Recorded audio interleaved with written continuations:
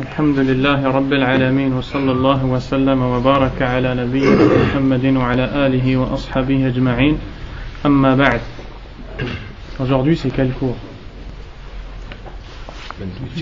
28e cours du kitab Mi'ata su'alin wa jawabin fil aqida, 200 questions et réponses dans la croyance. Et en ce moment on est en train d'étudier en détail les piliers de la foi, Arkanul Iman. Et on est en train d'étudier particulièrement lequel pilier? Younous? La croyance au jour dernier. Al-Iman bil yawm al-akhir wa muta'allaqatuhu, la foi au jour dernier et toutes les choses qui sont en relation avec la foi au jour dernier. Qu'est-ce qui peut un peu me parler de la foi au jour dernier? Globalement, qu'est-ce que ça veut dire? Tout ce qui se passe après la mort. Ça c'est de manière globale. عموما أو جملة الإيمان باليوم الآخر هو الإيمان بكل ما يكون بعد الموت. De façon globale, c'est de croire à tout ce qui va arriver après la mort. Et maintenant, si on veut cerner la foi au jour dernier dans certains points particulièrement, qu'est-ce qu'on va dire? Mohamed? البعث. نعم. الحساب والجزاء. هذا هو. Si on veut le cerner, on va dire al-iman bil yawm al-akhir yatadammanu thalathata umur. La foi au jour dernier comprend trois choses. La foi en la résurrection, c'est-à-dire qu'Allah tabaraka wa ta'ala va nous ressusciter à partir des tombes, à partir du coccyx, ajbu dhanab, comme le prophète alayhi salam a dit, tout le corps va s'effriter et va disparaître et restera le coccyx à partir duquel il va se reconstituer lorsqu'Allah subhanahu wa ta'ala va faire tomber une pluie qui ressemblera au spermatozoïde de l'homme. Cette pluie va tomber pendant 40 jours, ensuite les gens vont sortir de leur tombe, leurs corps seront totalement reconstitués sans que les âmes y soient revenues. Et lorsque Israfil alayhi salam soufflera dans la trompe, les âmes reviendront. Et comme Allah a dit, فَإِذَا قِيَامٌ يَنظُرُونَ, et les voilà debout à regarder. La deuxième chose, c'est la croyance au jugement. Car Allah tabaraka wa ta'ala يَبْعَثُنَا حَتَّى يُحَاسِبَنَا, il nous ressuscite afin qu'on lui rende des comptes et afin de nous juger. Et c'est pour cela qu'Allah subhanahu wa ta'ala a appelé Yawm al-Qiyamah Yawm al-Hisab. Il a parmi les noms qu'il a choisis pour nommer ce jour, le jour du jugement. Troisièmement, al-imanu bil jaza wa huwa al-jannatu lil muttaqin wan nar li al-usat wal kafirin. Troisièmement, c'est la foi en la rétribution qui est le paradis pour les pieux, l'enfer pour ceux qui mécroient et pour les croyants qui vont d'abord entrer en enfer pour payer leurs péchés, puis après ils en sortiront et termineront au paradis. Ensuite, on a vu que il y a beaucoup de choses qui vont se passer à partir de la mort jusqu'à la fin, qui sera l'entrée au paradis ou bien l'entrée en enfer. Il y a beaucoup d'étapes et on est en train d'étudier quelques-unes de ces étapes en détail. Et dans les jours passés, après qu'on ait parlé de la mort et des questions qui seront posées à chaque personne après son enterrement, après qu'on ait parlé également de la résurrection à partir des tombes, al-ba'ath min al-qubur, on a parlé aussi d'un nafkh fi s-sur, le soufflet dans la trompe. Combien de fois, qui va souffler dans la trompe? Hein? Israfil. Combien de fois il va souffler? Il va souffler 2 fois. Taïb. Est-ce que tous les savants sont unanimes? Non. Ils sont tous d'accord? Non. Qu'est-ce que tu m'expliques, Younous, sur ça? On t'avait dit la dernière fois que les savants ont divergé. Certains disent 2 fois et certains disent 3 fois. Les savants ils ont divergé. Il y en a qui pensent ou qui voient que Israfil va souffler 3 fois. D'autres qui voient qu'il va souffler 2 fois. Ceux qui voient qu'Israfil va souffler 3 fois, ils se basent sur quoi comme preuve? Un verset? 2 versets. Le premier, Allah Azza wa Jalla dans Surat An-Naml, وَيَوْمَ يُنْفَخُ فِي الصُّورِ فَفَزِعَ مَنْ فِي السَّمَاوَاتِ وَمَنْ فِي الْأَرْضِ إِلَّا مَنْ شَاءَ اللَّهُ وَكُلٌّ أَتَوْهُ دَاخِرِينَ أو داخرين يعني مهانين. Dans le verset, Allah Azza wa Jalla dit, et le jour où on soufflera dans la trompe, Allah Azza wa Jalla dit, et le jour où on soufflera dans la trompe, ceux qui sont dans les cieux et sur la terre seront pleins de terreur, seront jetés dans l'effroi, dans la peur totale, sauf ceux qu'Allah a acceptés. C'est-à-dire qu'il y en a que Allah Azza wa Jalla va préserver de cette peur. Et on ne rentre pas dans la question qui Allah va préserver. On est en train de parler qu'Allah Azza wa Jalla ici nous a dit qu'on soufflera dans la trompe. Pour l'instant, vous avez entendu combien de fois ici, dans ce verset? Une seule fois. Qu'est-ce que ce soufflet dans la trompe va causer? ماذا يسبب هذا النفخ في الصور؟ يسبب الفزع. Il va causer l'effroi ou la peur, la grande peur. Le deuxième verset il est dans Surat Az-Zumar. Allah Azza wa Jalla a dit وَنُفِخَ فِي الصُّورِ فَصَعِقَ مَنْ فِي السَّمَاوَاتِ وَمَنْ فِي الْأَرْضِ إِلَّا مَنْ شَاءَ اللَّهُ ثُمَّ نُفِخَ فِيهِ أُخْرَى فَإِذَا هُمْ قِيَامٌ يَنْظُرُونَ. Dans ce verset, Allah Azza wa Jalla a dit, et on soufflera dans la trompe, alors ceux qui sont dans les cieux et sur la terre seront foudroyés, sauf ceux qu'Allah a acceptés. Puis on y soufflera une deuxième fois, et les voilà debout à regarder. Combien de fois on a parlé de souffler dans la trompe ici? 2 fois. Qu'est-ce que le premier soufflet va causer? Le foudroiement, duquel va découler la mort. Le foudroiement, sa'af al-maut, lil-maut. Le deuxième, qu'est-ce qu'il va causer? Al-nafkh al-thani, mada yusabbib? Al-ba'th. Il va causer la résurrection. Donc, si on prend les 2 versets, combien de fois Allah subhanahu wa ta'ala nous a dit qu'on soufflera dans la trompe? 3 fois. Donc les savants qui voient cet avis-là, comme Ibn Kathir, rahimahullah ta'ala, ils se basent sur ces 2 versets. Et ils ont dit qu'Allah subhanahu wa ta'ala a parlé de l'faza' et ensuite de sa'q. Wa al-faza'u ghayru sa'q. Il a dit qu'Allah azza wa jalla a parlé de la peur, l'effroi, la peur terrible ou la crainte. Et dans l'autre verset, quand il parle du soufflet, il a parlé du foudroiement. Donc il a dit, il est clair qu'il y aura une fois, on soufflera dans la trompe et ce soufflet va causer la terreur dans les cœurs de tout le monde, sauf ceux qu'Allah a protégés. La deuxième fois, Allah tabaraka wa ta'ala va ordonner à Israfil encore de souffler et alors tous les gens seront foudroyés. Et la troisième fois, Israfil soufflera à nouveau dans la trompe et alors les gens seront ressuscités. Et ils se sont basés aussi sur un hadith qui est connu, qui s'appelle Hadith As-Sur Al-Tawil. C'est un long hadith dans lequel on parle de ce qui se passera le jour du mois dernier et plus particulièrement du soufflet dans la trompe, mais il est jugé faible ce hadith par l'imam Al-Albani rahimahullah. Les autres qui voient qu'on soufflera que 2 fois dans la trompe ont dit que lorsqu'Allah Azza wa Jal nous a parlé de la terreur et dans l'autre verset du foudroiement, en vérité c'est un seul et même soufflet, nafrun wahid yusabbibu al-faza' wa hadha al-faza' yuaddi ila as-sa'q al-maut. Ils ont dit que ce soufflet il va causer la peur. Dès que les gens vont l'entendre, ils vont tous être pleins de terreur, ils vont être terrifiés. Ensuite, à cause de cette terreur, ils vont être foudroyés, ils vont mourir. Quelque temps après, ils vont en mourir. Donc, ils sont morts à cause d'un seul soufflet. Et le deuxième, c'est avec lequel ils seront ressuscités.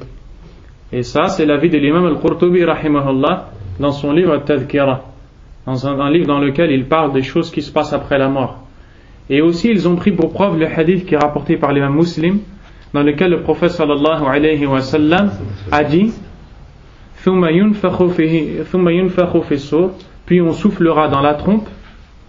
Il dit ثُمَّ يُنْفَخُ فِي الصُّورِ فَلَا يَسْمَعُهُ أَحَدٌ إلا أصغى ليتا ورفع ليتا أي فعل هكذا. الليت هو صفحة العنق. Le prophète alayhi salam dit aucun d'eux n'entendra ce soufflet sans pencher la nuque pour chercher à savoir d'où le bruit vient. Ensuite il dit wa awwalu man yasma'uhu rajulun yalutu hawda ibilih. Et la première personne à entendre le soufflet dans la trompe est un homme qui s'occupera du bassin avec lequel il donne à boire à ses chameaux. Il dit fayas'aqu thumma yas'aqu an-nas. Il sera alors foudroyé et les gens après lui seront aussi foudroyés. Il dit thumma yursilu Allahu aw thumma yunzilu Allahu mataran aw thumma yunzilu Allahu mataran ka'annahu at-tal aw qala adh-dhill. وهذا الشك من الراوي والصحيح الطل والله أعلم. Puis le prophète alayhi salam dit puis Allah enverra ou fera descendre une pluie semblable al-tal. Al-tal c'est le crachin.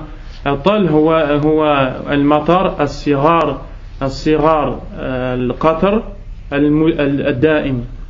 En français on appelle ça le crachin. C'est la pluie qui tombe, elle est fine et elle tombe en continuité, elle est constante. On peut dire l'averse par exemple ou ala kulli hal.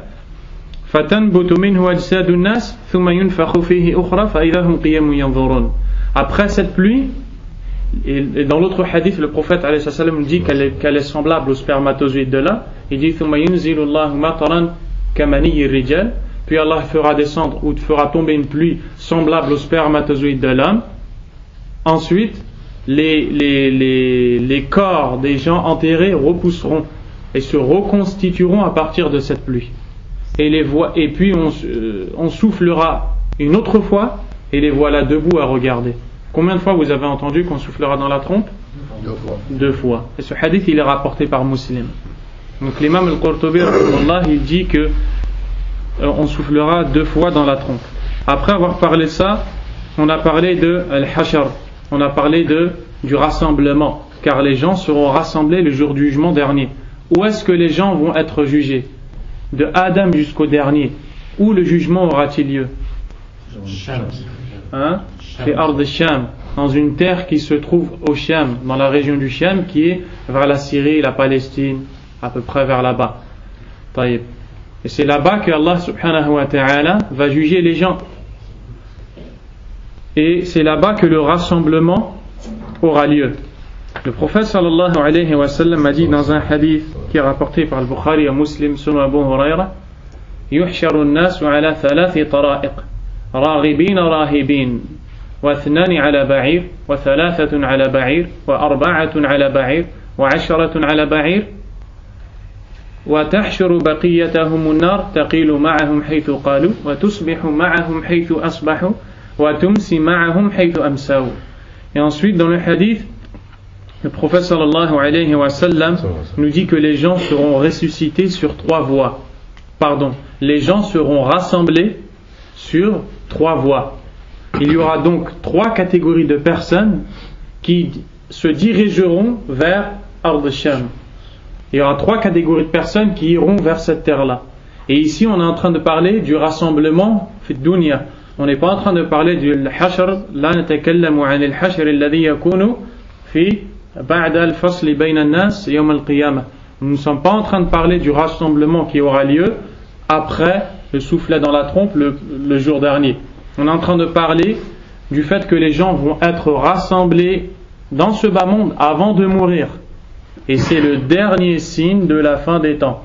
Comme l'imam Ibn Hajar rahimahullah et Nawawi rahimahullah ont dit, le dernier signe de la fin des temps, c'est le feu qui sortira, un grand feu qui sortira de la ville de Aden au Yémen et qui poussera les gens vers la terre où ils seront ressuscités, où ils seront jugés. Cette terre se trouve dans la région du Sham vers la Syrie. Et le prophète alayhi salam dit que les gens seront rassemblés dans cette terre-là avec 3 voies. Donc il y aura 3 catégories de personnes. Et on a dit que c'est al-muqarrabun, les rapprochés, qui sont les gens au paradis dans les plus hauts degrés, atqan nas, al-anbiya, thumma al-amthal fal-amthal, les messagers et ceux qui les ont suivis, ceux qui sont comme eux. Ensuite ashabul yamin, les gens de la droite. Ensuite ashabul shimal, les gens de la gauche. Comment ce rassemblement va-t-il avoir lieu? Le prophète alayhi salam nous dit, quant au premier groupe, les pieux, les plus pieux, les muqarraboun, les rapprochés, il nous dit raghibun rahibun yarghabun fi rahmatillah yatma'un fi rahmatillah wa yarhabun min adhabillah yani rajun khaifun. Ces gens-là, ils se dirigeront vers la terre du Shiam, dans la terre du jugement, plein d'espoir pour la miséricorde d'Allah et de peur pour le châtiment d'Allah subhanahu wa ta'ala. Fannar la tahshuruhum haula. Ces gens-là ne vont pas être rassemblés dans cet endroit par le feu qui sortira du Yémen, de Adan. Ces gens-là iront de leur plein gré. Yadhabun ila Shiam bikhtiyarihim. Ils vont aller au Shiam bikhtiyarihim, de leur plein gré, avant que le feu ne sorte. Parce que le prophète alayhi salam, dans un hadith qui a été rendu authentique par l'imam al-Albani rahimahullah, a dit que il a dit satakunu hijratun ba'da hijra wa khiyaru ahli al-ard alzamuhum mahajira Ibrahim.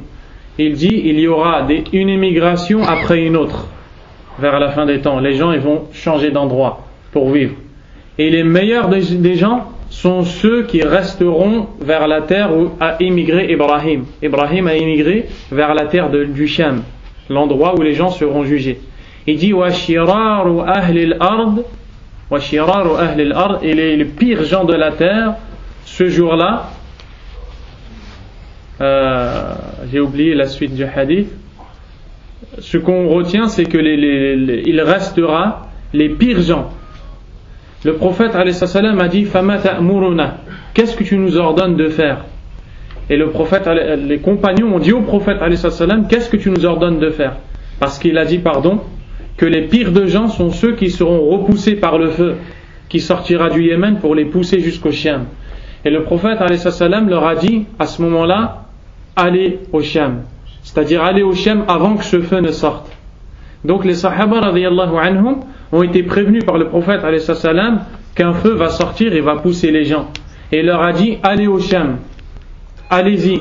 Et donc c'est ces gens-là, ils vont y aller avant que le feu arrive.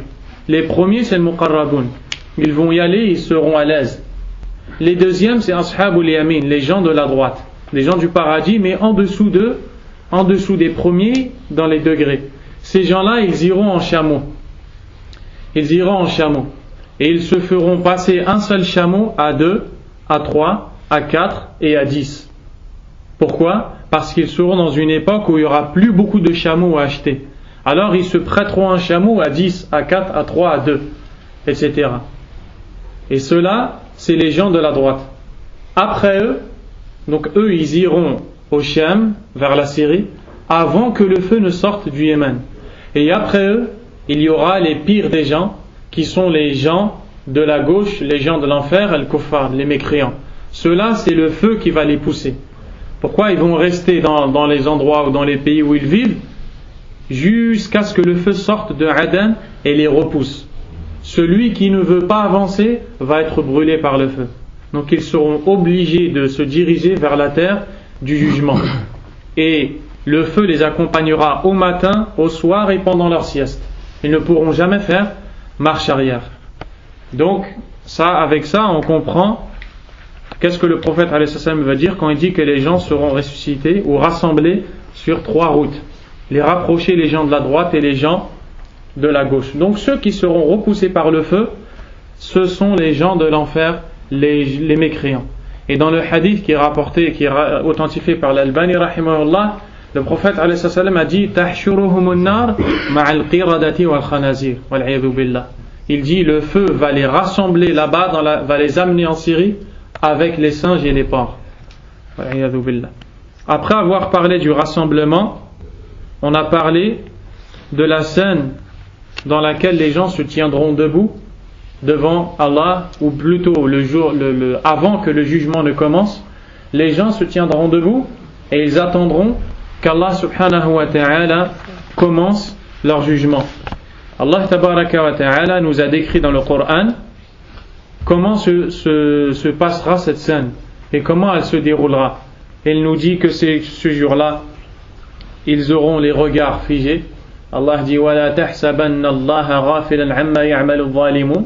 Ne crois pas qu'Allah est inattentif à ce que font les injustes. إِنَّمَا يُؤَخِّرُهُمْ لِيَوْمٍ تَشْخَصُ فِيهِ الْأَبْصَارُ أي ترتفع فيه الأبصار ولا تنخفض. Il dit mais Allah ne fait que de leur accorder un délai, de leur laisser du temps jusqu'à un jour où les regards seront figés, les yeux seront en l'air et ne bougeront plus.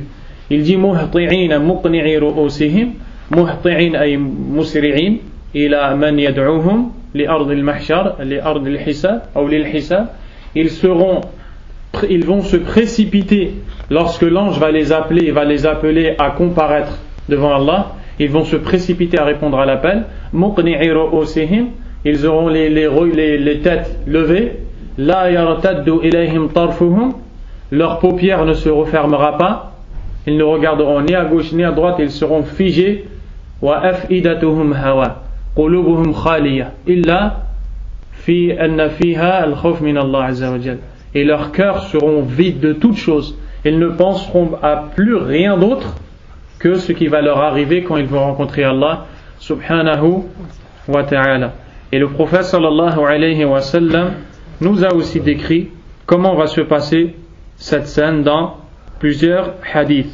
Il nous dit يَقُومُ أَحَدُهُمْ فِي رَشَحِهِ أي في عرقه إلى أنصاف أذنيه.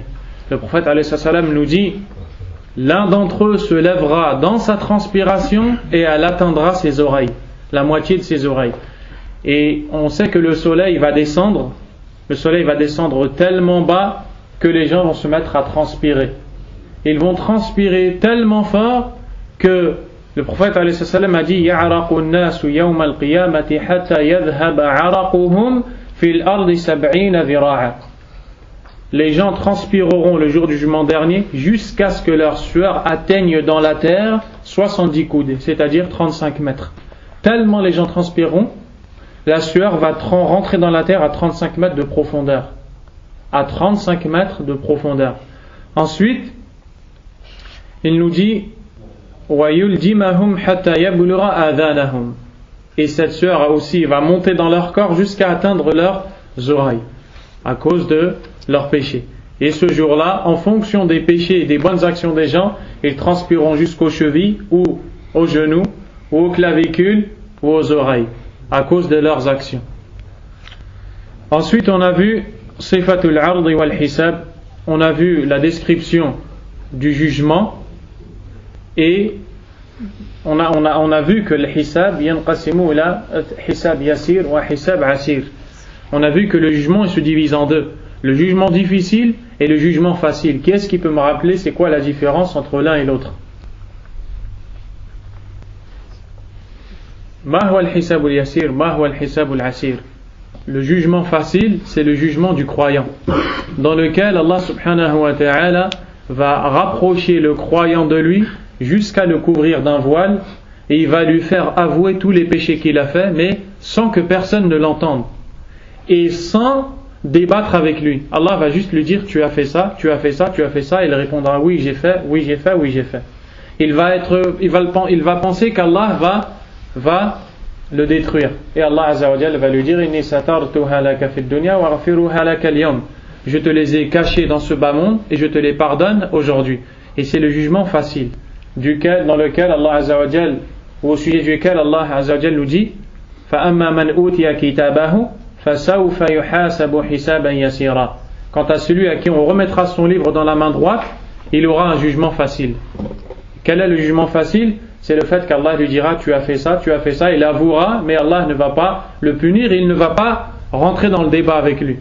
Et le jugement qui est difficile, c'est le jugement dans lequel Allah subhanahu wa ta'ala yafdahu al-insan amam ru'us al-khalaiq.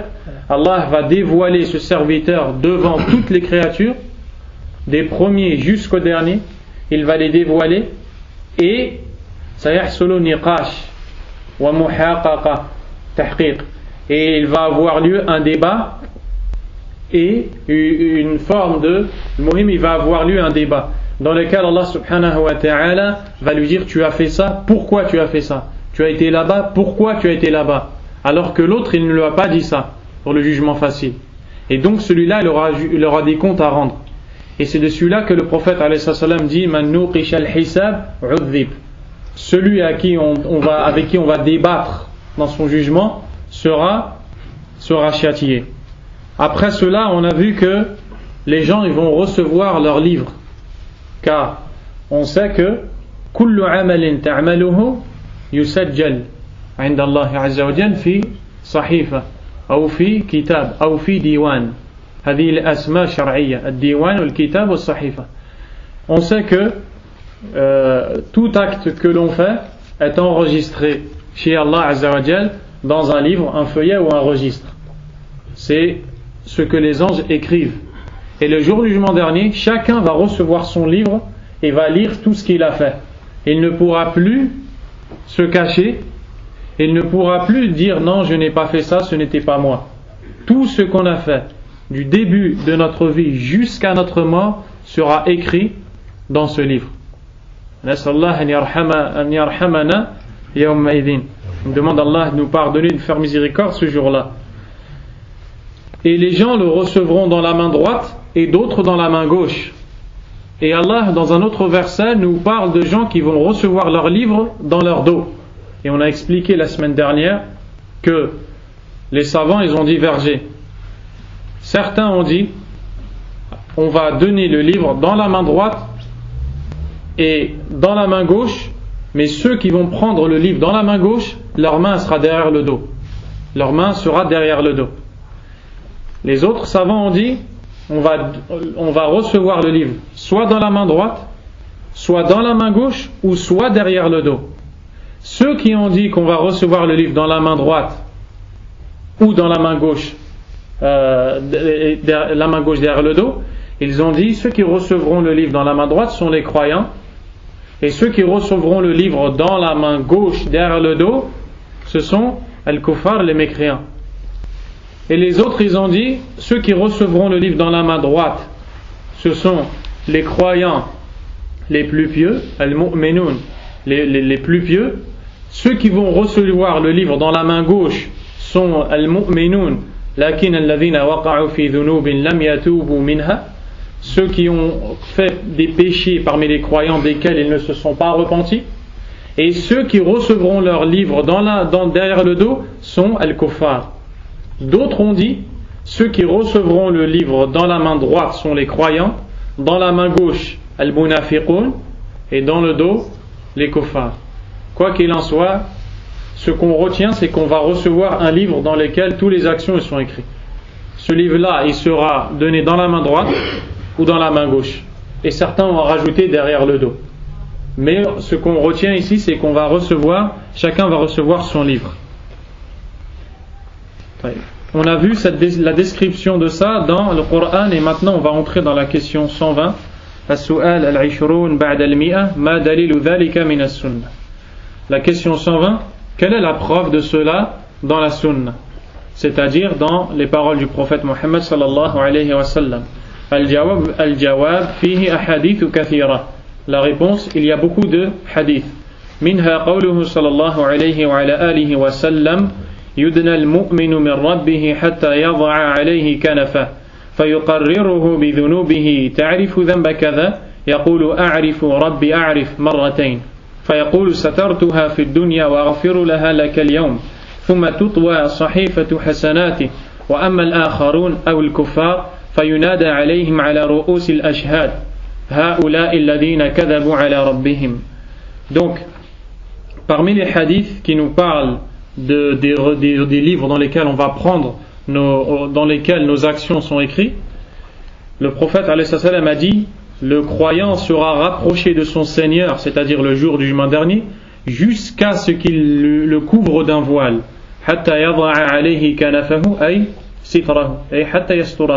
Jusqu'à ce que son Seigneur le voile. Et Allah va le faire reconnaître tous ses péchés et il va avouer. Il va lui dire, tu as commis tel et tel péché, et il répondra, oui mon Seigneur, j'ai fait telle chose, oui mon Seigneur, je reconnais, 2 fois. Ensuite, Allah lui dira, je te les ai cachés et couverts dans ce bas monde, et aujourd'hui je te les pardonne. Alors à ce moment-là, son registre de bonnes actions sera plié. Quant à l'autre, ou le kafir, il sera appelé devant tous les témoins et devant tout le monde. Et il sera dit, ceux-là sont ceux qui ont menti sur leur Seigneur. Donc, ce qu'on retient du hadith ici, c'est qu'il y a une preuve, fi hadha al-hadith dalil ala anna lil insan sahifa tusajjalu fiha a'malu. Il y a une preuve que chaque personne a un registre dans lequel ses actes sont enregistrés.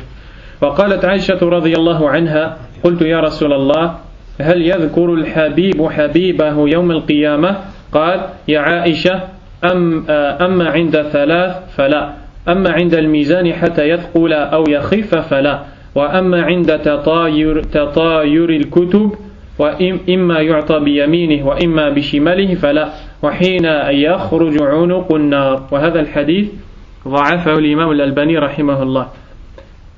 Et après il ramène un hadith qui a été jugé faible par le Cheikh Al-Albani rahimahullah, dans lequel Aïcha radiyallahu anha aurait dit au prophète sallallahu alayhi wa sallam, ô messager d'Allah, est-ce que la personne se rappellera de son ami bien-aimé le jour de la résurrection?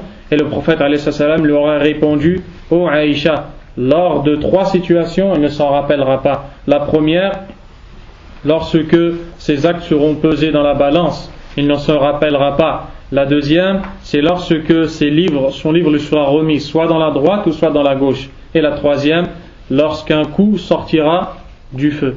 Ala kulli hal, ce hadith il est rapporté par Ahmad et Abu Daoud, mais il est jugé faible par l'imam Al-Albani rahimahullah. As-su'al al-hadi wal-ishurun ba'da al-mi'a, question 121.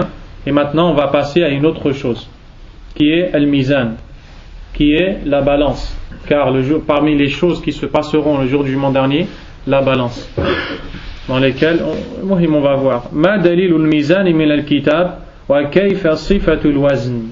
Quelle est la preuve du Coran qu'il y a une balance, et quelle est la description, ou comment a été décrit, ou comment on dit al-wazn, comment on pèsera, comment la pesée sera effectuée.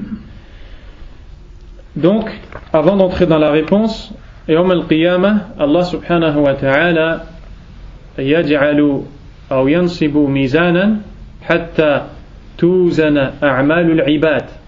Wa hadha al-mizan lahu kiffatan. Kiffa tud'u fi 'alayhi al-hasanat wa ukhra li as-sayyi'at. Il faut savoir que le jour de la résurrection, Allah subhanahu wa ta'ala va établir une balance. Il va établir une balance afin que les actes de chaque personne y soient pesés. Cette balance a 2 plateaux.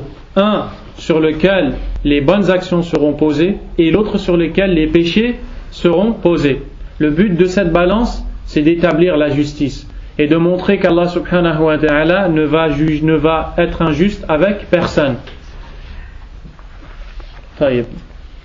الله عز وجل dit الجواب قال الله تعالى ونضع الموازين القسط ليوم القيامة فلا تظلم نفس شيئا وإن كان مثقال حبة من خردل أتينا بها وكفى بنا حاسبين.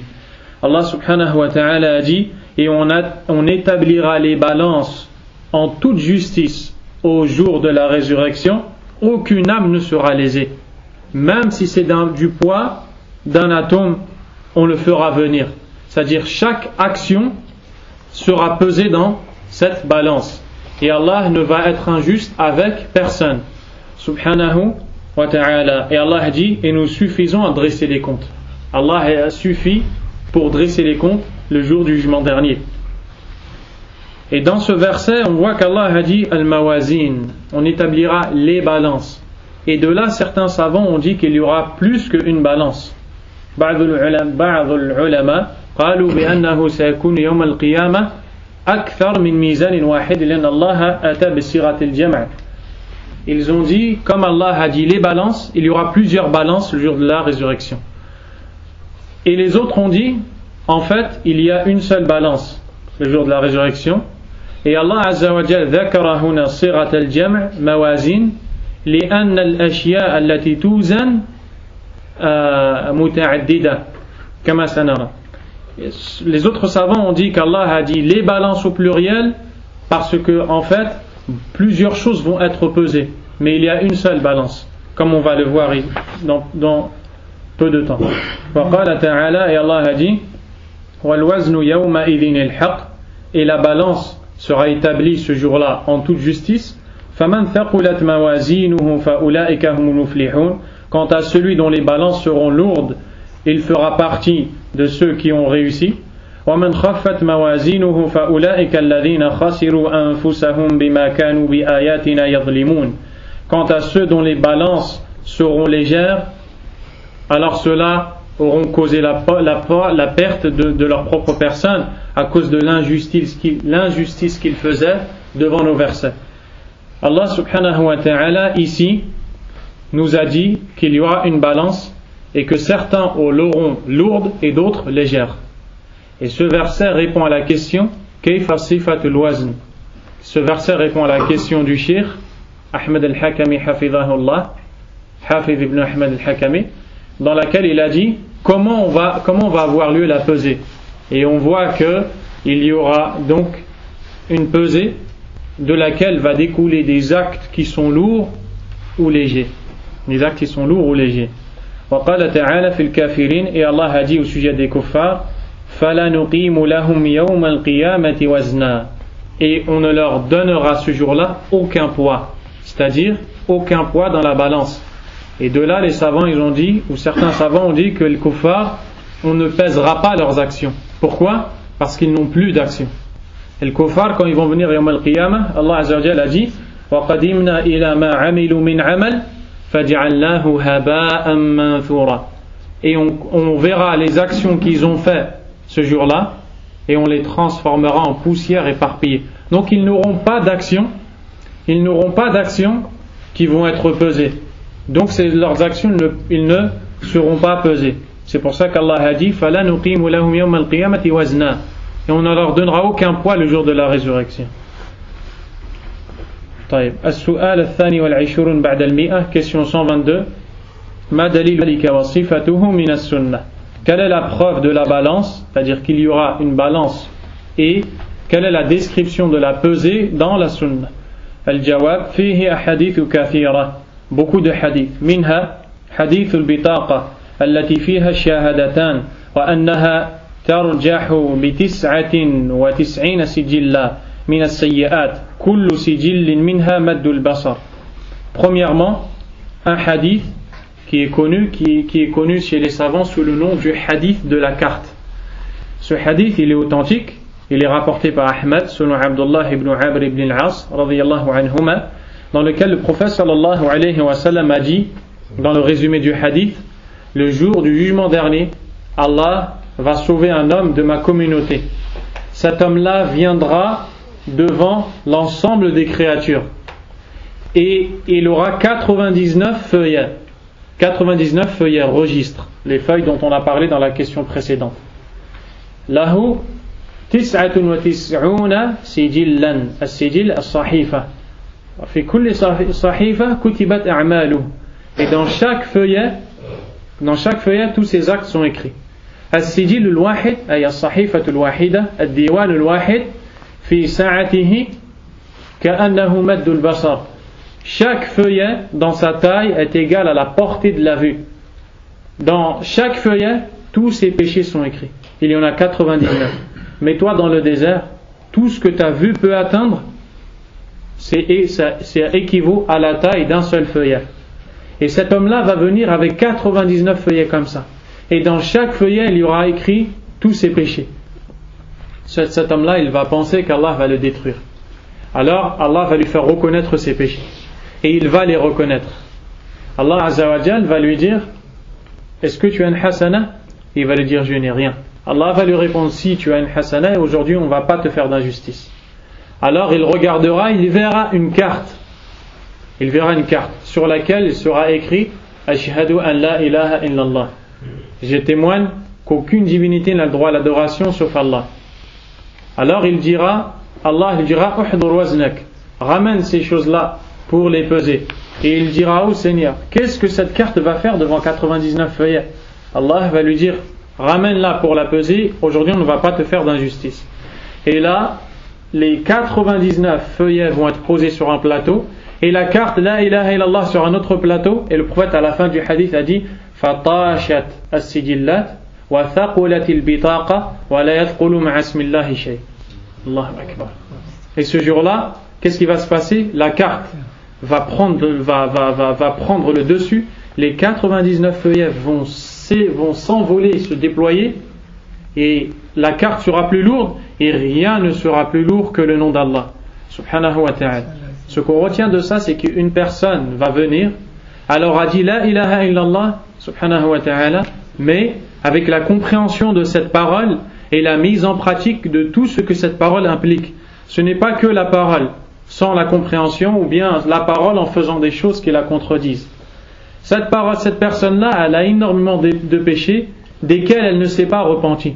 Mais à cause de cette parole-là, et à cause du fait qu'elle n'a pas fait de shirk, qu'elle n'a pas adoré autre qu'Allah tabaraka wa ta'ala, Allah va lui dire tu as une hasanat qui va battre tout ça. Et quand on va peser la carte, elle va prendre le dessus sur les 99 feuillets. Qu'est-ce qu'on tire de ça?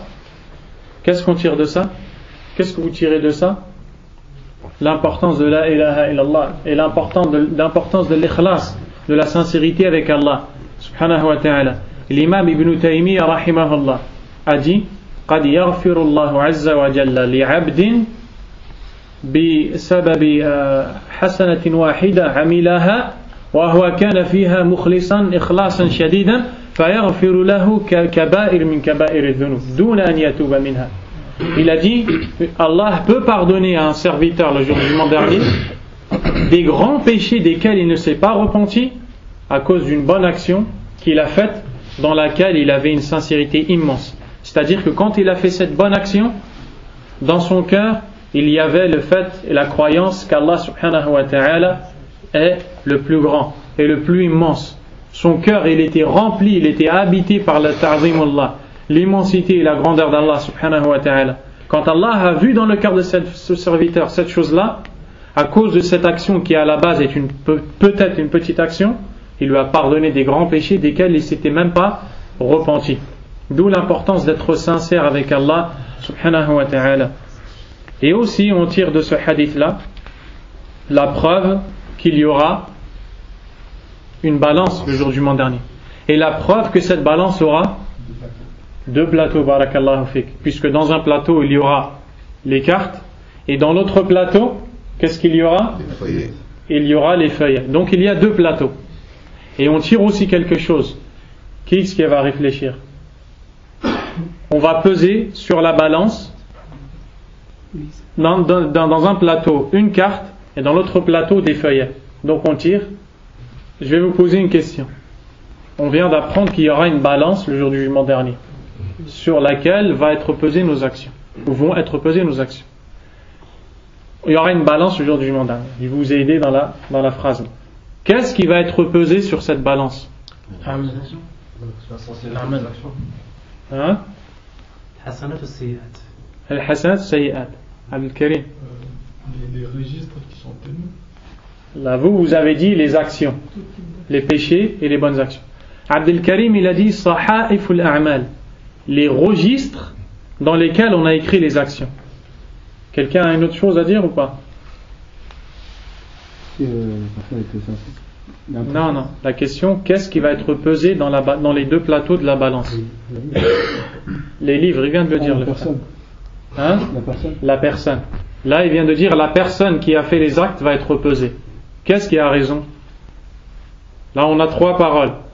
Soit on va peser la personne qui a fait les actes, soit on va peser les livres où sont écrits les actes, soit on va peser les actes même. Allah, il va leur donner une forme le jour du jugement dernier et on va les peser. Qui est-ce qui a raison? C'est moi qui ai la raison. ماذا قلت؟ حسنات السيئات. أكيد. La personne aussi. Hein? La personne va être pesée aussi. Le frère, il a dit la personne va être pesée. Et Akhouak, on vient de vous lire un hadith clair. Il y a quoi dans le hadith que vous venez d'entendre? Les feuillets. On vient de dire qu'il y a 99 feuillets dans un plateau et une carte dans l'autre. Donc ça c'est clair qu'il y a les feuillets qui vont être pesés. C'est tout? Il n'y a que les feuillets qui vont être pesés. Hafid.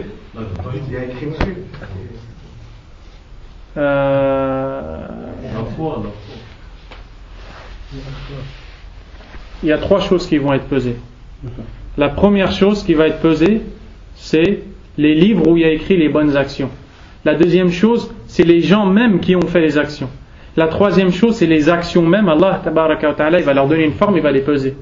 Et les savants qui ont dit que quand Allah a dit dans le verset et on établira les balances en toute justice le jour de la résurrection, Allah a dit les balances, pas parce qu'il y a plusieurs balances, il n'y en aura qu'une, mais parce qu'il y a plusieurs choses qui vont être pesées. Et ces choses qui vont être pesées, c'est quoi? Les actions, les livres et les gens. Maintenant, on a besoin d'une preuve. On ne peut pas parler comme ça. Qui a la preuve? La preuve par rapport à la personne qui va être pesée, c'est la hadith de Mas'ud. Le frère il dit la preuve que la personne va être pesée, c'est un hadith avec quelque chose qui s'est passé avec Abdullah ibn Mas'ud radiyallahu anhu. Qu'est-ce qui s'est passé? Quand il est monté sur l'arbre. Quand il est monté sur l'arbre, ensuite après les compagnons sont montés de... Les compagnons radiyallahu anhum, ils ont rigolé sur de ses jambes. Pourquoi ils ont rigolé de ses jambes? Parce qu'elles étaient fines, elles étaient minces. Donc ils ont rigolé. Qu'est-ce que le prophète alayhi salam il a répondu? Il dit que ces jambes étaient plus lourdes que la montagne d'Uhud. Dans quoi? Si on l'a pesé, si on la mettait. Elles sont plus lourdes dans quoi? C'est ça qui est dans la balance. Il a dit ces jambes sont plus lourdes dans la balance que la montagne d'Uhud. Donc il y aura ces jambes dans la balance. Quand? Le jour du jugement dernier. Donc les hommes vont être pesés dans la balance. Et le deuxième hadith, c'est dans lequel le prophète alayhi salam a dit on fera venir l'homme imposant et fort. Il a une grosse corpulence, il est très fort, il est imposant. Il ne pèsera pas le jour de la résurrection le poids de l'aile d'un moustique. Donc il sera pesé, cet homme-là. Donc les gens ils vont être pesés. Et maintenant on va voir, justement on va le voir tout de suite. Et parmi les hadiths, ومنها قوله صلى الله عليه وعلى آله وسلم لابن مسعود رضي الله عنه أي لقصة ابن مسعود أتعجبون من دقة ساقيه والذي نفسي بيده لهما في الميزان أثقل من أحد.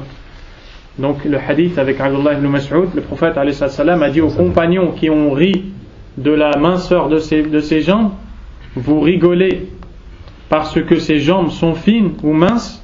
Je jure par celui qui détient mon âme dans sa main que ses jambes seront plus lourdes dans la balance que la montagne d'Uhud. Donc ça c'est clair, ses jambes seront dans la balance. Ensuite, وقال صلى الله عليه وعلى آله وسلم إنه لا يؤتى بالرجل العظيم السمين يوم القيامة لا يزن عند الله جناح بعوضة وقال اقرأوا فلا نقيم لهم يوم القيامة وزنا وغير ذلك من الأحاديث. Et aussi le prophète sallallahu alayhi wa sallam dit on fera venir un homme imposant et à la forte corpulence le jour de la résurrection, et chez Allah il ne pèsera pas le poids de l'aile d'un moustique. Lisez si vous voulez la parole d'Allah et on ne leur donnera le jour de la résurrection aucun poids. Donc on a vu que ce qui va être pesé sont les actions, les registres et les gens qui ont fait les actes. As-su'al al-thalith wal-'ishrun ba'da al-mi'ah. Question 123. Et maintenant on passe à nantaqilu ila marhalatin ukhra min marahil ad-dar al-akhirah. On passe à une autre étape parmi les étapes de ce long chemin qui aura jusqu'à la fin qui sera soit l'entrée au paradis ou en enfer. وهذه المرحلة هي الصراط. هي الصراط. La sirat al-mustaqim, هذا شيء آخر. Donc cette étape c'est le pont. Il y aura un pont. Ici il nous dit ما دليل الصراط من الكتاب. Quelle est la preuve qu'il y aura un pont dans le livre, c'est-à-dire dans le Coran? Et avant de parler de la preuve du sirat, on doit savoir qu'est-ce que c'est le sirat. Et les compagnons radiyallahu anhum ont interrogé le prophète sallallahu alayhi wa sallam. عندما قال وينصب الجسر على متن جهنم Lorsque le prophète a dit on placera un pont au-dessus de l'enfer, les compagnons ont dit Ya Rasulallah, qu'est-ce que ce pont? Et il a dit c'est un pont qui sera placé au-dessus de l'enfer, et ensuite wasafahu, il l'a décrit comme on va le voir dans le hadith. Donc c'est un pont qui sera placé au-dessus de l'enfer, et les gens vont venir pour traverser ce pont. Certains vont tomber, certains vont passer, comme on va lire dans ce hadith tout de suite. Quelle est la preuve qu'il y aura un pont le jour de la Yawm al-Qiyamah, le jour de la résurrection? Al-Jawab, qala Allahu azza wa jal, wa in minkum illa wariduha kana ala rabbika hatman maqdiya thumma nunajji alladhina attaqaw wa nadharu adh-dhalimina fiha jithiya. Donc surat Maryam, Allah subhanahu wa ta'ala dit, et aucun d'entre vous ne va éviter le passage, aucun d'entre vous ne sera épargné du passage par celui-ci, c'est-à-dire par l'enfer. Aucun d'entre vous ne va éviter le passage par l'enfer. C'est une chose que ton Seigneur a décrétée qui arrivera obligatoirement. Après, on sauvera ceux qui ont eu la crainte, ceux qui ont été pieux, et on abandonnera les injustes agenouillés dans l'enfer. Donc dans ce verset, Allah subhanahu wa ta'ala nous dit qu'on va tous passer par l'enfer. Et ce verset, il a posé problème aux sahaba radiyallahu anhum. Comment on va tous passer par l'enfer? Il a posé problème à beaucoup. Et la réponse à cette question, c'est que Allah ici nous parle de sirat. Al-maqsoud fi hadhihi al-aya al-ubur ala as-sirat wa huwa al-jisr al-mamdud al-mansub fawqa jahannam. Wa in minkum illa wariduha ما من أحد منكم إلا وهو سيعبر هذا الصراط إما أن يسقط إما أن يثبت فيجاوز الصراط. Allah subhanahu wa ta'ala nous dit qu'aucun d'entre nous ne va éviter le passage par l'enfer, c'est-à-dire aucun d'entre nous ne va éviter le passage par le pont qui sera placé au-dessus de l'enfer, et soit on tombera ou bien on le traversera. Et ceux qui le traverseront sont ceux qui ont obéi à Allah subhanahu wa ta'ala. Et ceux-là, ils seront différents dans la vitesse à laquelle ils vont traverser ce pont, comme on va voir dans le hadith. وقال تعالى يوم ترى المؤمنين والمؤمنات يسعى نورهم بين أيديهم وبأيمانهم. Allah a dit dans Surat al-Hadid le jour où tu verras les croyants et les croyantes, leur lumière viendra de devant eux et à leur droite. Il y a un problème. Pourquoi Allah tabaraka wa ta'ala, pourquoi le Cheikh Hafiz rahimahullah a amené ce verset alors qu'ici on ne nous parle pas de sirat, on ne parle pas du pont dans ce verset, on nous dit juste que le jour du jugement dernier tu verras les croyants et les croyantes avec une lumière devant eux et à leur droite. On n'a pas parlé du pont ici. Qui est-ce qui répond à cette question? Parce que ici il prend ça pour preuve pour parler du pont. Qui répond à cette question? Chérif. Cette lumière-là, c'est l'enfer. Cette lumière-là, c'est l'enfer. Là, on est en train de parler de la lumière des croyants. La lumière des croyants, c'est pas l'enfer. Le jour du jugement dernier, Allah il va donner une lumière aux croyants. Tawfiq. Et ça leur montrer la lumière, c'est le pont, il y a l'obscurité. Les gens qui vont passer sur le pont, ils vont pas voir quand il n'y a pas de lumière, tu vas tomber. Les gens croyants, ils vont voir de la lumière, ça leur aide de passer. Exactement, c'est exactement ça la réponse. La réponse, c'est que cette lumière, elle va leur servir à se diriger pour atteindre le pont et pour passer. Allah Azza wa Jalla dans cette surah, il nous parle aussi des hypocrites. Il va leur donner au début une lumière et après elle va s'éteindre.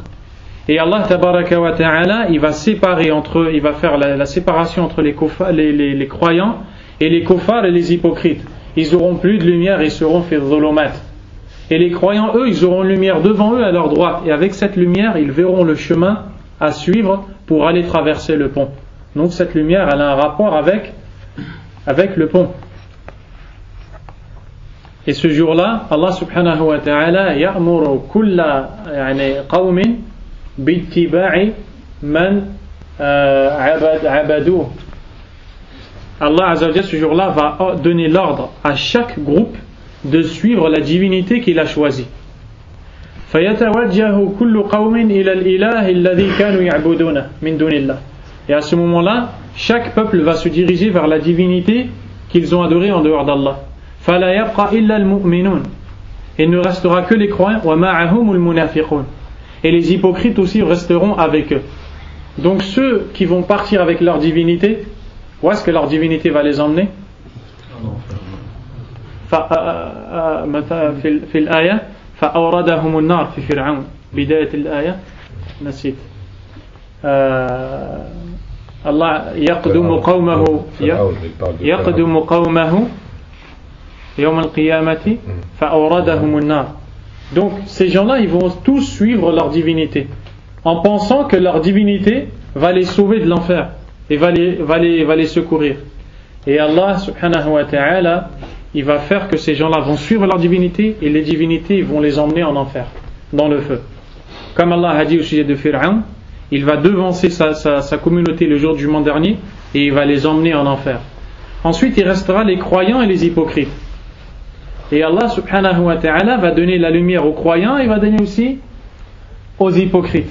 Et les hypocrites, ils vont penser qu'Allah va les secourir, va les aider. Alors, ils vont dire aux croyants, attendez-nous. Allah subhanahu wa ta'ala nous dit dans le Coran, dans le surat al-Hadid, ils vont dire aux croyants de les attendre. Ou ils vont leur demander de la lumière. Naqtabis min nurikum. Anzuruna. انظرونا بمعنى انتظرونا لأن هذا يأتي بمعنى انتظرونا. Ils vont dire, les hypocrites, ils vont dire aux kuffars, attendez-nous et donnez-nous de votre lumière. قيل ارجعوا وراءكم فالتمسوا نورا. On leur dira, retournez derrière vous et allez chercher de la lumière. Lorsqu'ils vont aller chercher de la lumière, Allah a dit فضرب بينهم بسور بحاجز له باب باطنه فيه الرحمة وظاهره من قبله العذاب. Et alors un obstacle, une porte sera placée entre eux. À l'intérieur de cette porte, là où il y a les croyants, il y aura la rahma, et de l'autre côté il y aura le châtiment. Et là les croyants et les hypocrites, ils vont leur dire, mais pourquoi vous nous attendez pas, on était avec vous, etc. Et Allah Azza wa Jal, il va leur répondre. Et ensuite il restera que les croyants. Et qu'est-ce que les croyants vont faire après ça, qu'est-ce qu'ils vont faire? Où est-ce qu'ils vont aller? Ils vont aller traverser le pont. Et de là, on comprend que les seuls qui vont traverser le pont, ce sont les mu'minun. Les ulama ikhtalafu fi man alladhi ya'buru as-sirat, hal hum mu'minun khassa aw ghayru al-mu'minin ya'buruna. Les savants ont divergé. Est-ce que autres que les croyants, qui sont les kuffars, vont aussi traverser le pont pour tomber dans le feu ou non? Et comme on va voir dans le hadith, qu'il est clair que les seuls qui vont passer, wallahu a'lam, ce sont les croyants. Donc dans la question 124, السؤال الرابع والعشرون بعد المئة ما دليل ذلك وصفته من السنة. Quelle est la preuve du pont et sa description dans la sunna? الجواب فيه أحاديث كثيرة, beaucoup de hadith. منها قوله صلى الله عليه وعلى آله وسلم في حديث الشفاعة يؤتى بالجسر فيجعل بين ظهري جهنم. قلنا يا رسول الله وما الجسر؟ قال مدحضة مزلة عليه خطاطيف وكلاليب. مدحضة يعني زلق، يعني لا يثبتون عليه. مزلة عليه خطاطيف وكلاليب وحسكة مفلطحة لها شوكة عقيفاء تكون بنجد يقال لها السعدان يمر المؤمن عليها كالبرق وكالريح وكأجاويل الخيل والركاب الإبل فناج مسلم وناج مخدوش ومكدوس في نار جهنم حتى يمر آخرهم يسحب سحبا. الحديث الصحيح. وقال أبو سعيد الخدري رضي الله عنه بلغني أن الجسر أدق من الشعرة وأحد من السيف. Le hadith qui est rapporté par le Bukhari et Muslim, le prophète sallallahu alayhi wa sallam nous dit, on amènera le pont, c'est-à-dire le jour du jugement dernier, on amènera le pont et il sera placé au-dessus de l'enfer. On amènera le pont qui sera placé au-dessus de l'enfer. Les compagnons ont dit, ô messager d'Allah, comment est ce pont, ou qu'est-ce que ce pont? Et là le prophète sallallahu alayhi wa sallam a dit Donc quand il a décrit le pont, il a dit qu'il est glissant et qu'il fait perdre l'équilibre, et sur lequel il y a des crochets, des pinces. Donc ce pont, il est glissant. Les gens, ils n'arriveront presque pas à tenir l'équilibre au-dessus. Qu'Allah nous raffermisse dessus. Ensuite, il est glissant et il a des crochets et des pinces. Et il y a une épine qu'on appelle le hasaka. Et le hasaka, c'est une épine qui existe à l'heure où on vit dans la région du Najd, vers l'Arabie Saoudite, vers Riyad, la ville de Riyad. Il y a une plante là-bas qui s'appelle le hasaka, c'est une plante avec des épines, une plante piquante, que l'on trouve dans le Najd et qu'on appelle Sa'dan. Le croyant passera sur le pont, le croyant à ce moment-là, ensuite il dit, le croyant passera sur ce pont comme l'éclair. Allez, comme salam. Et comme le vent, et comme le galop du cheval ou du chameau qui est rapide. Donc on voit que les gens, il y en a qui vont passer rapidement, il y en a qui vont passer moins rapidement, il y en a qui vont passer très lentement. Car dans l'autre hadith du Sahih Muslim, il nous dit qu'il y en a qui vont traîner, il y en a qui vont courir, il y en a qui vont marcher, il y en a qui vont ramper, il y en a qui vont traîner. Et c'est quoi la chose qui va faire que certains vont courir, d'autres vont marcher? Pourquoi? Hein? Les actions. Al-a'mal. بحسب الأعمال وعلى قدر أعمالهم إما يمرون كالبرق وإذا كانت أعمالهم أقل يمرون كالريح إذا كانت أقل وهكذا. En fonction de leurs actions, plus leurs actions sont nombreuses, plus ils passeront vite. Et en fait, plus leurs actions elles sont sincères, plus ils passeront vite. Plus leurs actions elles sont correctes et sincères et en conformité avec la sunna, plus ils passeront vite. Et plus leurs actions elles seront dans la désobéissance d'Allah, ou bien mukhalafa, les sunnah, en contradiction avec la sunna, comme le bid'a, les innovations, et bien moins ils passeront vite. Jusqu'à ce que certains même vont tomber parmi ceux qui innovent dans la religion d'Allah subhanahu wa ta'ala. On va le voir. Ensuite, à ce moment-là, le prophète alayhi salam a dit, et à ce moment-là les gens se diviseront en trois. Il n'a pas dit ça, mais c'est le sens. Ils se diviseront en trois. Il dit fanajin musallam. Al-qism al-awwal, la première partie, il y aura des gens, certains seront sains et saufs, échapperont. Et certains seront sains et saufs. Ils vont être échappés. Et ils ne vont pas tomber, ils ne vont pas être griffés, ils vont passer vite. Grâce à Allah subhanahu wa ta'ala. Le deuxième, wa makhdushun wa najin makhdush. Yani takhdishuhu al-khatatif wal kalalib. Walakin yamur wa yujawiz as-sirat. La deuxième catégorie, c'est d'autres échapperont écorchés. C'est-à-dire ils vont traverser le pont, mais les griffes, elles vont le griffer. Jusqu'à ce qu'il va croire qu'il va tomber, mais Allah Azza wa Jalla yuthabbituhu hatta yujawiz. Il va le raffermer jusqu'à traverser le pont. À cause de quoi il va se faire griffer celui-là? Bisabab as-sayyi'at. À cause de ses péchés. Et avec cette épreuve-là, Allah Azza wa Jalla, il va lui faire payer ses péchés, desquels il ne s'est pas repenti. Yukhdashu bisababi dhunubihi al-kabira allati lam yatub minha hatta yukaffiraha Allah Azza wa Jalla anhu liyadkhula al-jannah. Allah Azza wa Jalla, par cette chose-là, quand il va se faire griffer et frapper par les griffes et par les pinces, il va lui effacer ses grands péchés avec lesquels il ne s'est pas repenti, pour qu'il entre au paradis. Car on entrera au paradis qu'après qu'Allah nous ait effacé nos fautes. Et ça, c'est pour les gens, les ahl tawhid, alladhina lam yushriku billahi shay'a, pour les gens du monothéisme qui n'ont rien associé à Allah. Aw alladhina tabu min ash-shirk wa matu ala at-tawbah, ou ceux qui se sont repentis du shirk, qui sont morts sur la tawbah. Ces gens-là, quand ils passeront sur le pont, s'ils ont fait des grands péchés desquels ils ne se sont pas repentis, et s'ils ont fait des innovations dans la religion d'Allah subhanahu wa ta'ala, Allah va leur effacer leurs péchés avec ses pinces, parce que ça va leur faire mal. Faut pas croire que ça ne va pas leur faire mal, au contraire, ça va leur faire mal, et ce mal va leur effacer leurs fautes. Et la troisième catégorie, wa makdusun fi nari jahannam, c'est-à-dire, et d'autres enfin seront jetés dans le feu de la géhenne. Donc la troisième catégorie sont ceux qui vont tomber dans le feu. Ceux qui vont tomber dans le feu, qui sont-ils? هؤلاء الذين يسقطون في النار مؤمنون كفار هذا غلط نحن قلنا لا يمر على الصراط إلا المؤمنون. Ce ne sont pas les kuffars, ce sont des croyants. Qui parmi les croyants? لماذا سقطوا في النار؟ لا المنافقون نوع النفاق نوع من الكفر. يا إخوة, c'est pas tous en même temps. Celui qui veut répondre, il lève la main. Il lève la main. Hein? أصحاب اليمين ظالمون طيب الظالمون, les injustes, les gens de la droite. عصام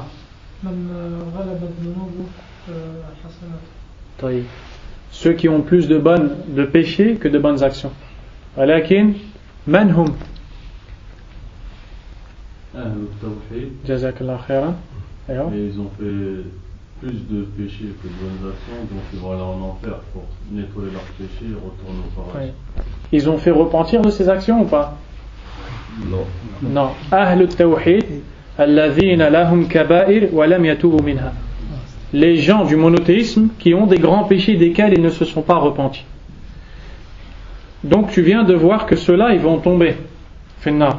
يسقطون في النار وهم من المسلمين من المؤمنين. النبي عليه الصلاة والسلام قال يمر عليه المؤمنون وهم يسقطون في النار. المؤمنون يسقطون في النار بسبب الكبائر.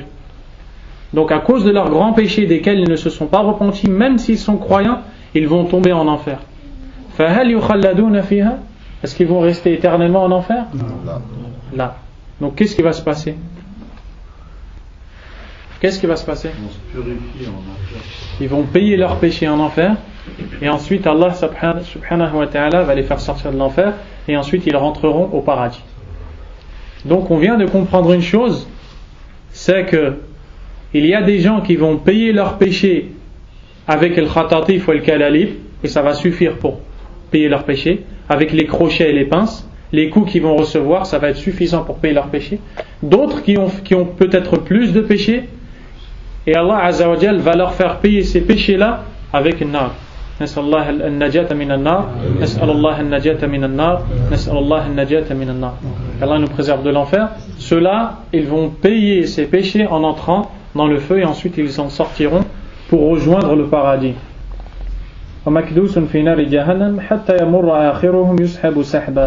Jusqu'à ce que le dernier d'entre eux traversera ce pont, et il sera traîné, il sera tiré.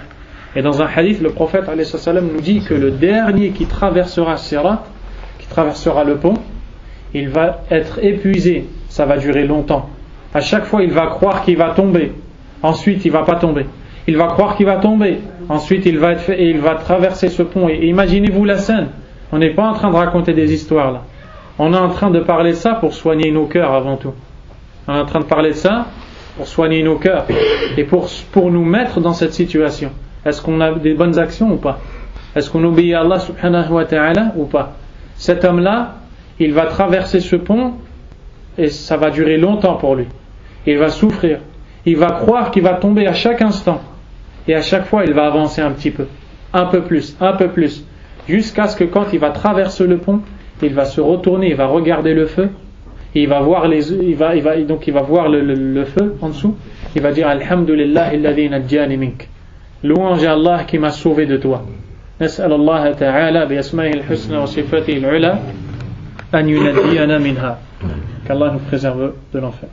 Abu Sa'id al-Khudri radiyallahu anhu a dit: il m'est parvenu que le pont est plus fin qu'un cheveu et plus tranchant qu'une épée. Donc maintenant on vient de voir comment il est décrit le pont. Le pont il est glissant, il est plus tranchant qu'une épée, plus fin qu'un cheveu, et à sa droite et à la gauche il y a des crochets et des pinces. Donc on voit que c'est pas une affaire facile. وأعظم ما يسبب نجاة الإنسان تحقيق توحيد الله ثم اتباع السنة. Et la chose qui va donner le plus le secours à la personne ce jour-là, c'est qu'elle concrétise l'unicité d'Allah subhanahu wa ta'ala sous toutes ses formes. Que quand elle invoque, elle n'invoque qu'Allah. Quand elle place sa confiance, elle ne la place qu'en Allah. Quand elle craint, elle ne craint que le châtiment d'Allah. Quand elle n'espère que la miséricorde d'Allah.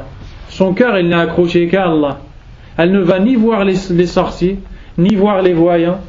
Elle ne jure pas par autre qu'Allah, subhanahu wa ta'ala. Elle ne porte pas de talisman. Elle ne porte pas de gris-gris, de livres, de porte-bonheur et de toutes ces choses-là. Elle n'est accrochée qu'à Allah. Quand elle fait une chose et quand elle fait une cause pour arriver à quelque chose, elle ne s'accroche jamais à la cause. Elle ne s'accroche pas au risque. Elle s'accroche au razaq, elle s'accroche au pourvoyeur. Elle dit Hasbi Allah wa ni'mal wakil. Allah m'est suffisant et quel merveilleux garant. Cette parole qui a été dite par Ibrahim alayhi salam quand on l'a lancé dans le feu. Jibril est venu à lui. Il lui a dit Turidu minni haja, alaka minni haja. Tu as un besoin de moi? Il a dit Amma anta fala. Amma Allah fa hasbi Allah wa ni'mal wakil. Quant à toi, je n'ai pas besoin de toi. Quant à Allah, Allah me suffit, quel merveilleux garant. Allah me suffit et quel merveilleux garant. Ibrahim alayhi salam pouvait lui dire oui, aide-moi. S'il avait dit à Jibril aide-moi, est-ce qu'il aurait désobéi à Allah? Il n'aurait pas désobéi à Allah. Il n'aurait pas fait de péché. لو قال إبراهيم لجبريل ساعدني حتى لا ألقى على في النار لما أذنب ولما عصى الله. Il n'aurait pas désobéi à Allah. ولكن لشدة تعلق قلبه بالله عز وجل قال أنا أحتاج إلى الله فقط. Mais comme son cœur était fortement accroché à Allah subhanahu wa ta'ala, il a dit je n'ai pas besoin de toi, j'ai besoin d'Allah. فلما كان قلبه متعلقا بالله بهذه الصورة ماذا كانت النتيجة? Quand son cœur s'est accroché à Allah comme cela, quel a été le résultat? Allah azza wa jalla amara an-nar an takuna bardan wa salama. انظر بسبب التوحيد. Allah subhanahu wa ta'ala a donné l'ordre au feu d'être fraîcheur et paix pour Ibrahim. Pas n'importe quelle fraîcheur, parce que des fois à cause du froid tu tombes malade, des fois à cause du froid tu as mal, mais ce feu-là il a été frais et paix, c'est-à-dire c'était un frais qui était doux pour Ibrahim. À cause de quoi? À cause du tawhid qu'Ibrahim il avait dans son cœur, à cause de l'unicité d'Allah qu'il y avait dans le cœur d'Ibrahim alayhi salam. Et c'est cette chose-là qui va préserver les gens sur le pont, et c'est cette chose-là que les musulmans ils doivent apprendre et à laquelle ils doivent tous revenir. Question suivante, السؤال الخامس والعشرون بعد المئة. Question 125. ما دليل القصاص أو القصاص من الكتاب؟ ننتقل إلى مرحلة أخرى وهي القصاص التي يكون بين الناس. On va passer à une autre étape parmi les étapes du jour dernier qui est le talion. Le talion, c'est que le jour du jugement dernier, chacun va venir reprendre son droit. Chaque personne qui a été victime d'une injustice va reprendre son droit qu'on lui a pris injustement.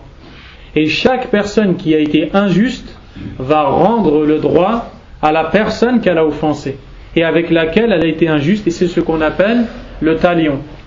Et le qisas, هناك قصاص في الدنيا وآخر في الآخرة والمقصود هنا هو الذي سيكون في الآخرة. Il y a deux talions dans les textes du Coran et de la Sunna. Il y a deux talions, le talion dans ce bas monde et celui de l'au-delà, et ici on parle de celui de l'au-delà. Donc on a compris qu'est-ce que c'est le fait qu'Allah va rendre les droits à chacun, à un point où le prophète sallallahu alayhi wa sallam a dit, il a dit dans le hadith لتؤدن حقوق الناس كما قال في المعنى حتى لا يقاد من الشاة الجلحاء من للشاة الجلحاء من الشاة القرنة. المعنى c'est que le prophète alayhi salam a dit chacun va récupérer son droit qui lui a été pris injustement le jour de la résurrection, à un point où on fera venir la brebis qui n'avait pas de cornes pour récupérer l'injustice que la brebis qui avait des cornes lui a faite. Les savants ils ont dit Allah il va lui donner des cornes pour lui remettre son coup. Subhanallah. Donc à partir de là on doit tous se remettre en question en vérité, parce qu'on sait tous qu'on tombe tous dans l'injustice envers les gens, que ce soit avec la langue ou avec nos mains. Qu'Allah nous guide et nous pardonne. Donc, al-jawab, قال الله تعالى إن الله لا يظلم مثقال ذرة وإن تك حسنة يضاعفها ويؤتي من لدنه أجرا عظيما. Allah subhanahu wa ta'ala a dit dans ce verset, certes Allah ne laisse personne, fût-ce du poids d'un atome, s'il a une bonne action, il la double et accorde de sa part une récompense immense. D'où on tire dans ce verset que c'est une preuve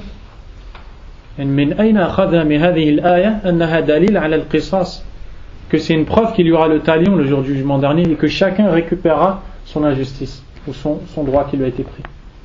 Allah a dit dans le verset, Inna Allah la yadhlimu mithqala dharra, certes Allah ne fait d'injustice à personne, ne serait-ce que du poids d'un atome. S'il a une bonne action, il la double et accorde sa part une bonne récompense. Qui est-ce qui répond? Normal. Si on fait une injustice et on pardonne, c'est une bonne action, et Allah il nous la récompense en Là. Qui est-ce qui répond? Certes Allah ne fait d'injustice à personne, fût-ce du poids d'un atome. Ibrahim? Allah il laisse aucune injustice non réglée. Barakallah fik. إذا كان الله لا يظلم الناس مثقال ذرة فمعنى هذا أنه سيرد جميع الحقوق إلى أهلها. Si Allah Azza wa Jalla ne fera d'injustice à personne, on comprend de ça que chaque victime d'une injustice va récupérer son droit. Sinon c'est une injustice. Elle s'est fait voler quelque chose, on lui a fait un mal et elle arrive le jour du jugement dernier, elle ne le récupère pas. Et Allah n'est pas injuste. Il ne fera d'injustice à personne. Puisqu'il ne fera d'injustice à personne, tout le monde va récupérer son droit. إذن هذا دليل على القصاص. وقال تعالى اليوم تجزى كل نفس بما كسبت لا ظلم اليوم إلى قوله والله يقضي بالحق. Et aussi le verset où Allah dit ce jour-là chaque âme sera rétribuée selon ce qu'elle aura acquis. Ce jour-là pas d'injustice et Allah juge en toute vérité. Et donc ça rentre dans le même registre. Ce jour-là il n'y aura pas d'injustice. وقوله تعالى وقضي بينهم بالحق وهم لا يظلمون. Et aussi la parole où Allah dit on décidera parmi eux en toute justice et ils ne seront pas lésés. Donc si Allah va décider entre chaque personne en toute justice, ça veut dire que chaque personne va récupérer son droit qui lui a été pris le jour de la résurrection. Et on continuera la suite la semaine prochaine Inch'Allah. نسأل الله تعالى التوفيق والعلم النافع والعمل الصالح والله أعلم وصلى الله وسلم وبارك على نبينا محمد وعلى آله وصحبه أجمعين سبحانك اللهم وبحمدك أشهد أن لا إله إلا أنت أستغفرك وأتوب إليك وبارك الله فيكم.